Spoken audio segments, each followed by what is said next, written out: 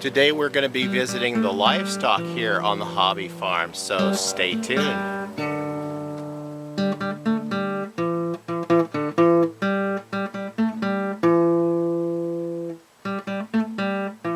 Welcome back to Pine Meadows Hobby Farm. I'm your host Jerry Hansen. We're going to take a little bit of a look at the livestock and what's going on here around the homestead today in regards to livestock. As far as the chickens go, I'm down to one rooster and one hen. I had traded off all my hens for roosters because when I sold a bunch of chicks, I wasn't able to sex them appropriately, so the people I sold them to who thought that they were getting hens ended up getting about a bunch of roosters. So fortunately I had enough hens to trade off, get the roosters back, and those roosters went to freezer camp.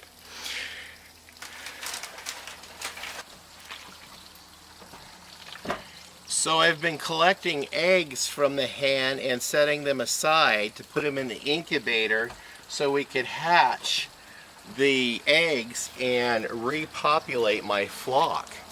I'm getting approximately an egg a day from that one lone hen I have right now. The Quack Shack currently sits in mothballs right now. I have not been working on it because of funds, lack of. So, and of course, what's going on here. The future plans for the Quack Shack. To finish it off, I have to go get a load of rock in my truck, bring it back and lay rock down to put a level surface under the Quack Shack, and then that way we'll have good drainage. And I also have to build the enclosures or the fenced screened yard to protect them from predators at night, because the poultry all get put away and locked up at night so the predators, nocturnal predators, don't get them and make a meal out of them. The old Quack Shack still stands, and we are keeping them safe, locking them up in this structure. It's still suitable for what it was put together for. I have 3 geese that are setting on clutches of eggs. We're still anxiously anticipating the hatching of gosling eggs. More livestock plans I have with regards to rabbits. I got the bunny bungalow we have to work out details on. I want to purchase a countertop to put in that area and build a custom incubator, hatcher, and brooder to where the styrofoam isn't so exposed. In another week or so, I will be processing 3 of those rabbits that are in my bunny bungalow. One of the rabbits, the female rabbit, is pregnant, and she will be kindling here in another week. I'm still working out the details of the electric fencing to contain the goats before I bring goats over to the property, because I want to be able to contain them properly. I don't want them running around and getting into trouble, especially with the neighbors and the neighbors' dogs.